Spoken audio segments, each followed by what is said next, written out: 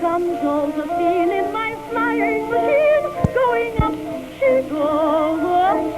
goes, balance yourself like a bird on a beam, in the air she goes, where there she goes, up, a little bit higher, oh look, the moon is on fire, comes Josephine in my flying machine, going up, goodbye.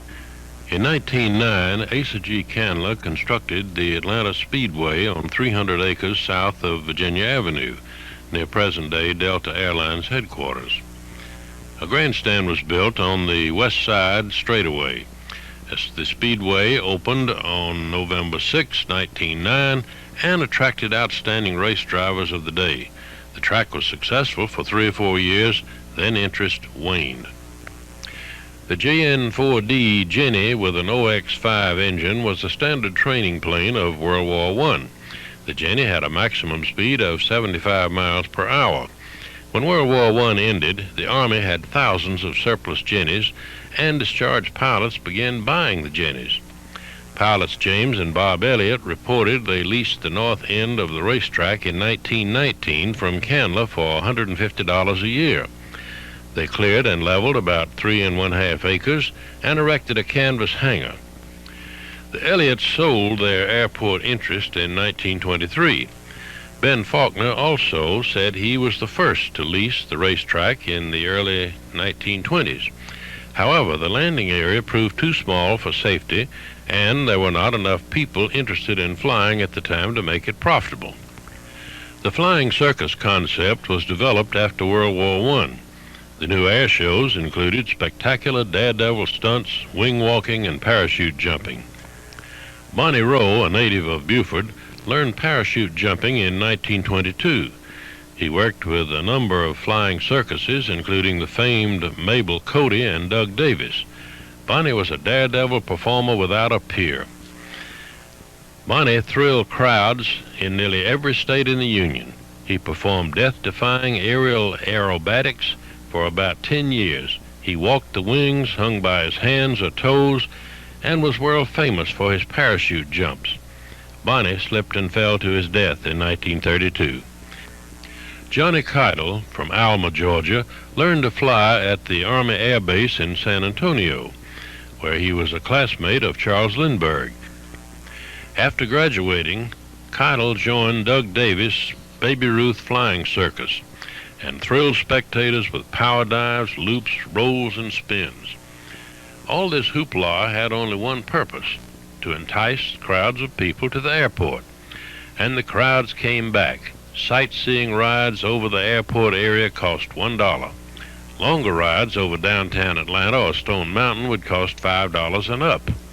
A Hapeville baseball team used the level area of the airport as a baseball diamond.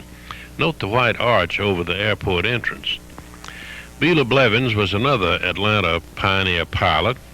He saw his first plane in Kansas City in 1915 and was fascinated with the newfangled machine. Blevins enlisted in the Army Air Corps and became one of the Army's best instructors. After World War I, he barnstormed the country, and fate brought him to Atlanta. In 1924, he obtained a permit from Asa Candler to operate a fixed-base flying service at the old Atlanta racetrack near Hapeville. Bela flew a J-1 Hesso standard plane. Doug Davis, another Atlanta airport pioneer, was from Zebulon, Georgia. He received an Army Air Commission in 1917. In 1919, he joined the Barnstormers. A short time later, he organized a flying group working the Northeast, including New York City. In 1923, he merged his group with the famous Mabel Cody Flying Circus. In 1924, Doug formed the Baby Ruth Flying Circus and advertised the new candy bar all over the country for the next 2 years. Doug Davis and Bela Blevins assisted William B. Hartsfield at every opportunity in promoting and publicizing the old racetrack as a desirable airport. In 1925, Blevins flew Atlanta Mayor Sims, Alderman Hartsfield, and other interested people over the racetrack area, pointing out the advantages and how an airfield could be developed. They first envisioned a triangular 25-acre landing field on the south section. On February 13, 1925, Asa Candler offered a 5-year lease to the city of Atlanta for about $450 a year with an option to buy for $100,000. An aldermanic committee, including William B. Hartsfield, recommended acceptance. Mayor Sims signed the lease on April 16, 1925, and named Hartsfield chairman of the Aviation Committee. Thus began Hartsfield's long and distinguished airport stewardship. The newly acquired airport was named Candler Field. Using convict labor, Fulton County began leveling an area adjacent to and south of the future hangar area. Doug Davis decided to settle down and built the first permanent hangar at the airport in late 1926 or early 1927. The hangar was located on the old racetrack grandstand site. The original hangars were about 50 by 100 feet. Davis operated a flying service, a school of aviation, and was an agent for Waco Planes. Bela Blevins erected a hangar in early 1927 on the north side of the newly graded airfields area. He operated a flying service, a pilot training center, an agency for Ryan monoplanes, and he was a noted stunt flyer. Harold Pitcairn won the New York-Atlanta airmail contract and built a hangar adjacent to Blevins. In 1927, Doug Davis moved his hangar and aligned it with the Blevins and Pitcairn hangars. In the meantime, Charles A. Lindbergh became America's first peacetime aviation hero when he soloed across the Atlantic Ocean on May 21, 1927. When he returned to America, he toured the 48 states and did much to advance the popularity of aviation. Lindbergh visited Atlanta on October 11, 1927, and received a hero's welcome. The parade started at Candler Field and continued on major thoroughfares into downtown Atlanta. Schools were dismissed so the children could see Lindbergh. Doug Davis is at the right of Lindbergh. In 1926, Florida Airways won the Atlanta-Miami airmail contract. On September 15, 1926, they began mail and passenger service to Candler Field.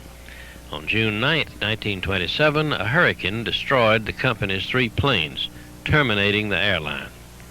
The Atlanta-Miami airmail route was rebid in November 1927. Pitcairn won the contract and now had the entire New York, Atlanta, Miami mail routes.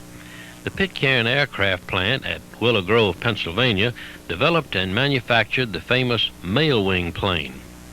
Atlanta, New York airmail was initiated on May 1, 1928. Atlanta Mayor Ragsdale, Postmaster Large, and Harold Pitcairn were on hand for the festive occasion. Postmaster Large congratulated pilot Gene Brown, and the inaugural plane departed at 7:45 p.m.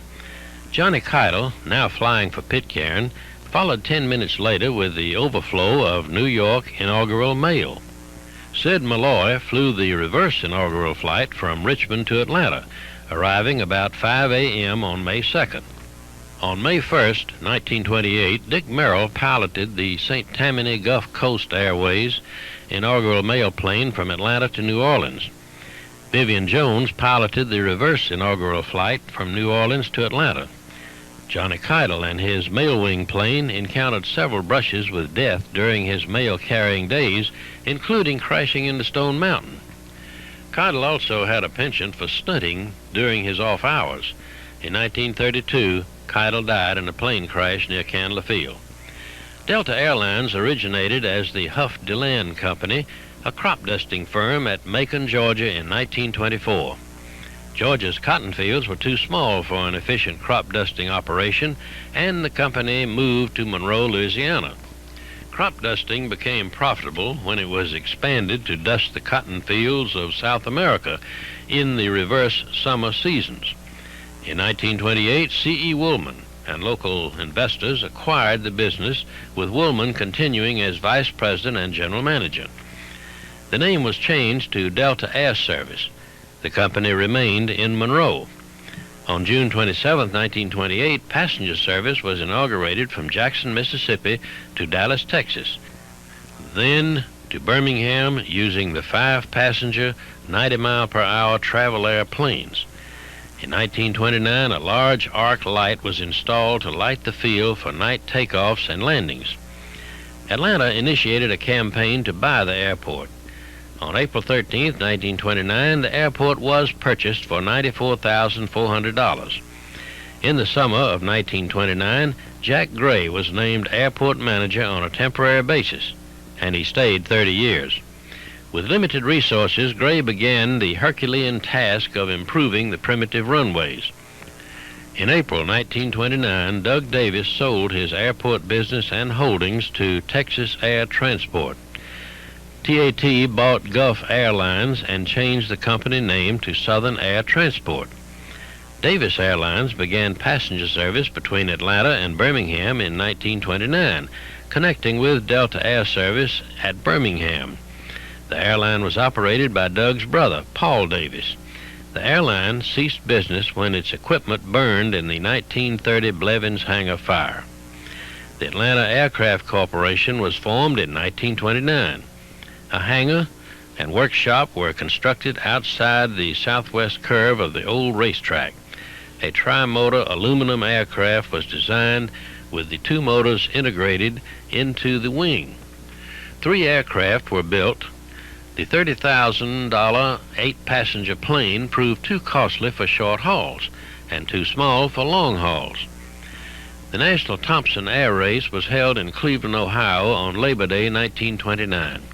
Atlanta's Doug Davis outflew the hottest military and civilian pilots to win the first Thompson Trophy. Doug flew a Travel Air monoplane, the Mystery Ship. In November, William B. Hartsfield arranged a benefit air race at Candler Field to honor Doug's winning the trophy. Air shows at Candler Field were popular in the 20s and 30s, attracting large crowds on weekends. The crowds came out to see aerial action, and they got it. The unequal performance of well-known Hapeville pilots Doug Davis, Bela Blevins, Johnny Keitel, and daredevil Bonnie Rowe, including Mabel Cody, were traditionally considered the best in their profession. The Army Air Force also gave exciting air shows in the 20s and 30s, demonstrating their latest aircraft and equipment. The Army attracted large crowds to the airport when they displayed their large bombers and fighters for close-up viewing. The Boeing P-12 fighter was hot stuff in 1931. The Army Air Force did not have a presence at Candler Field, and the military aircraft were serviced by private contractors. By 1930, Atlanta was established as an airport hub. Pitcairn served the New York, Atlanta, Miami route, Interstate, Atlanta, Chicago, Southern Air Transport, New Orleans and Houston, Davis Airline to Birmingham, and Delta from Birmingham to Dallas. In 1930, North American Aviation Corporation bought Pitcairn's New York, Atlanta, Miami mail operation and changed the name to Eastern Air Transport. The Blevins hangar was moved, and Eastern constructed a large hangar, shop, office, and passenger waiting room at the site. The Blevins hangar burned in March 1930. The uninsured building was a total loss, including 20 stored aircraft. Penniless, Blevins announced he would reopen, and he leased the old Davis hangar. His friends and business colleagues offered encouragement and material help. Very shortly, Blevins was back in business. In April 1930, Postmaster General Brown called for new airmail contract bids. Small airlines, including Delta, were disqualified. The results were announced in October. Eastern won the New York, Atlanta, Miami contract. American Airways was awarded the Atlanta, Chicago, Atlanta, New Orleans, and Atlanta, Dallas routes. The Doug Davis hangar was moved to Hangar Rowe, and American Airways constructed a large hangar and passenger area to service their airmail and passenger operations. After months of preparation, Eastern initiated passenger service from Atlanta to Richmond on August 18, 1930, using the tri-motor Ford, affectionately known as the Tin Goose. On December 10, 1930, Doug Davis piloted the fully loaded 18-passenger Curtiss Condor on its inaugural flight from Atlanta to New York.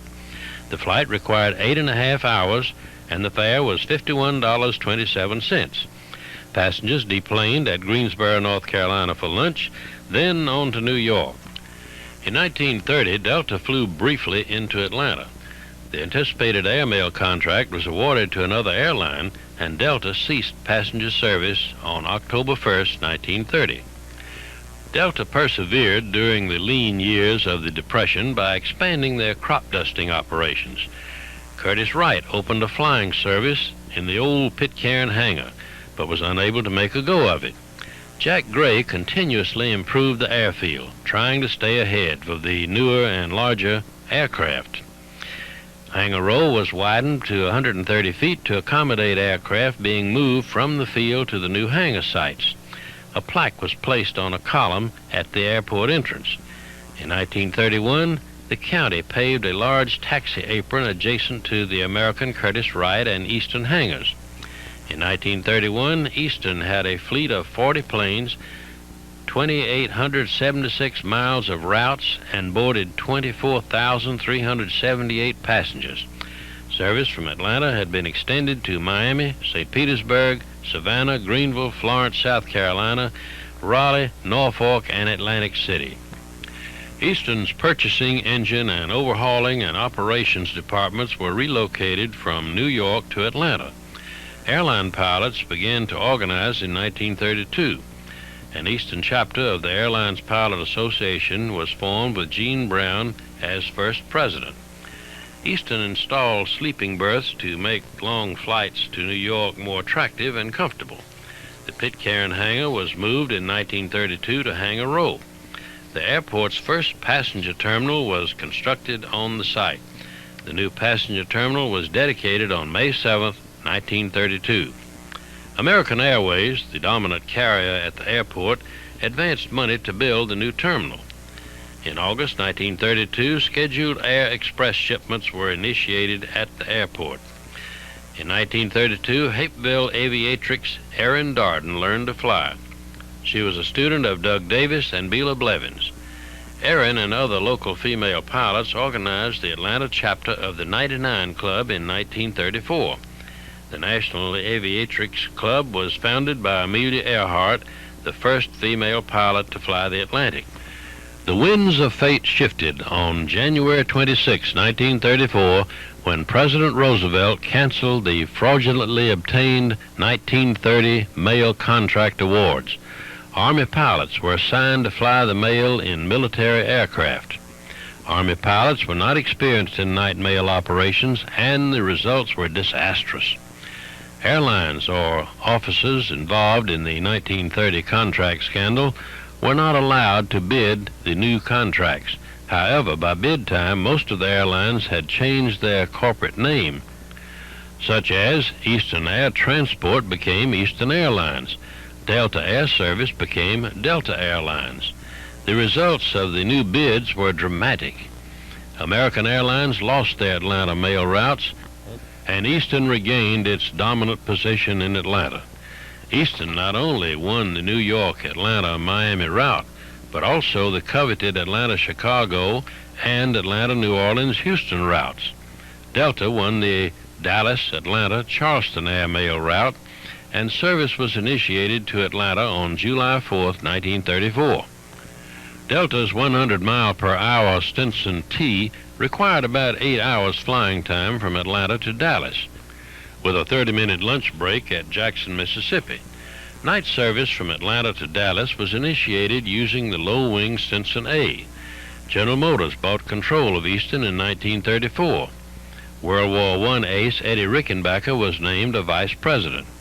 Eastern began replacing the Condors and Kingbirds with Lockheed Electras and DC-2s.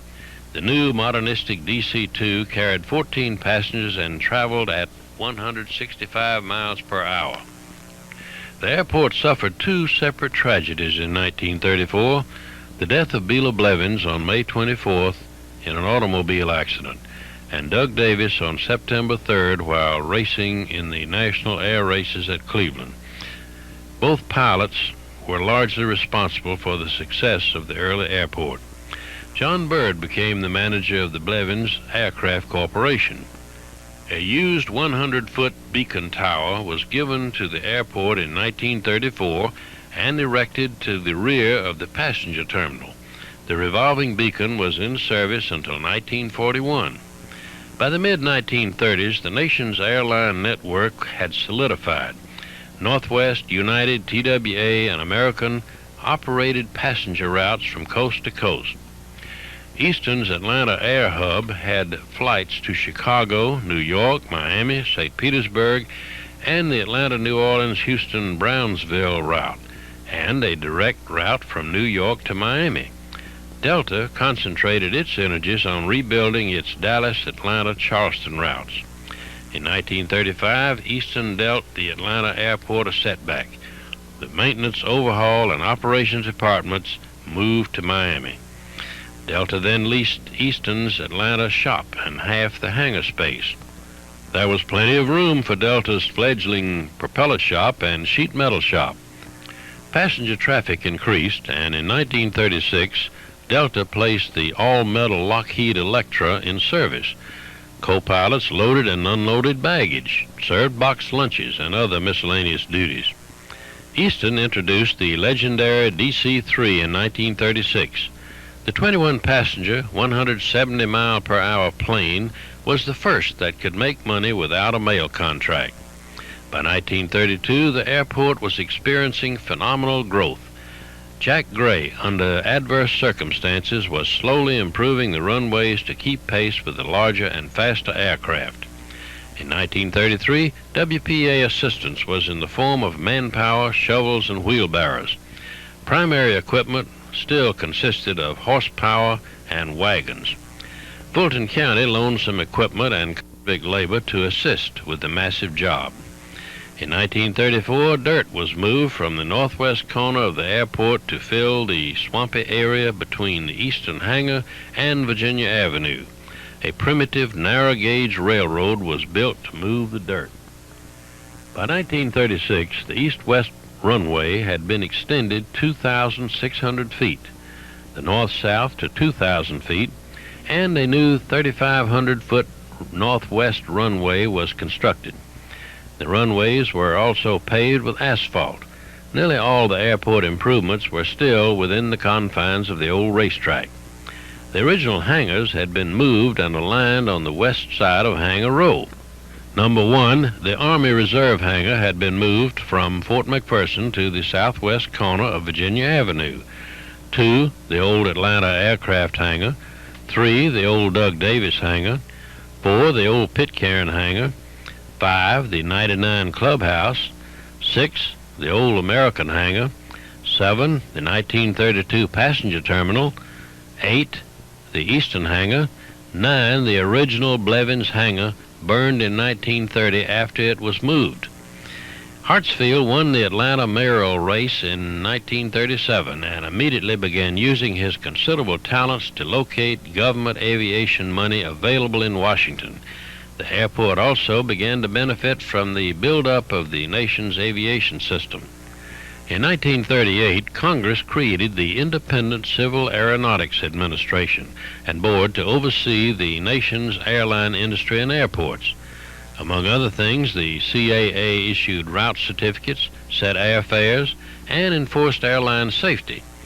Rickenbacker was elevated to general manager in 1935, which was Eastern's first profitable year.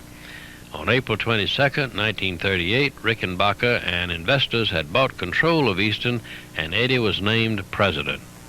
Brad Walker originated the Great Silver Fleet logo and the Falcon symbol, which were used into the 60s. By 1938, the increased air traffic mandated a more efficient control tower. 3 stories were added to the 1932 terminal. The relatively small, ornate passenger terminal lobby was sufficient for the passenger traffic of the day. There was only 1 waiting room and 1 gate at the terminal. The plaque on the wall is now in the Hapeville Depot Museum. In March 1938, Pioneer pilot Ben Faulkner, Eastern's Atlanta station manager, was appointed Chief Atlanta Air Controller. Faulkner remained Chief Controller when the CAA assumed control of the Atlanta Tower on October 19, 1939. Atlanta was named one of 12 National Air Control Centers. In May 1939, Southern Airways acquired Eastern Air College and hangars. Southern contracted with the Army to train pilots, overhaul engine and aircraft, and other services. In 1940, Delta added the 14-passenger DC-2 to its fleet. Stewardesses were added at that time and were required to have a registered nurse certificate.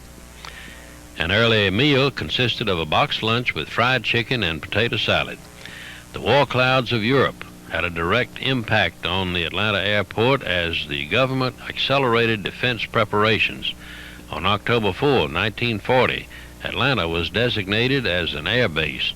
The airport immediately applied for additional funds to bring the airport up to standard. The airport was upgraded and the 13th Reconnaissance Squadron was stationed at the airport in April 1941. WPA constructed a 3-story office building to house the Regional Civil Aeronautics Administration. In December 1940, Delta placed the 25-passenger DC-3 in service. Delta operated the DC-3 until October 1960. On February 26, 1941, an Eastern New York flight with Rickenbacker aboard was en route to Atlanta. On the rainy night approach to the Atlanta airport, the plane brushed treetops at Mara and crashed. Luckily, the spilled fuel did not ignite. Search parties did not locate the wreckage until near daylight. Rickenbacker, barely alive, and other survivors were taken to hospitals. Rickenbacker's sheer willpower pulled him through his 4 months ordeal at Piedmont Hospital. In 1941, Eastern had 2,280 employees, including 331 pilots. Its fleet of 56 planes traveled 6,000 miles of routes and served 20 cities. From the original New York-Miami route, Eastern had expanded to Tampa, New Orleans, Houston, San Antonio, St. Louis, and Chicago. Delta's first expansion came in 1941, when the CAB awarded Delta 2 new routes, Atlanta to Knoxville and Cincinnati, and Atlanta to Augusta and Savannah. In 1941, Delta constructed a new hangar and office building on the east side of Hangar Rowe, between the terminal and Virginia Avenue. The general offices were moved from Monroe, Louisiana to Atlanta. The airport was flexing its muscles. It had outgrown the old racetrack area. The east-west runway was extended to 4,800 feet, crossing the Flint River. The north-south runway to 5,000 feet, the northwest-southeast to 5,000 feet, and the new northeast-southwest runway 3,200 feet. As 1941 drew to a close, some 700 people were employed at the airport, and the airlines were prosperous. The airport had expanded to 427 acres, and a new lighting system had been installed. Elaborate plans for tremendous growth had been implemented. With the declaration of World War II, the airport and airlines prepared for the sacrificial demands of a world at war. In 1942, the Atlanta Council again officially changed the airport name from Candler Field to Atlanta Municipal Airport.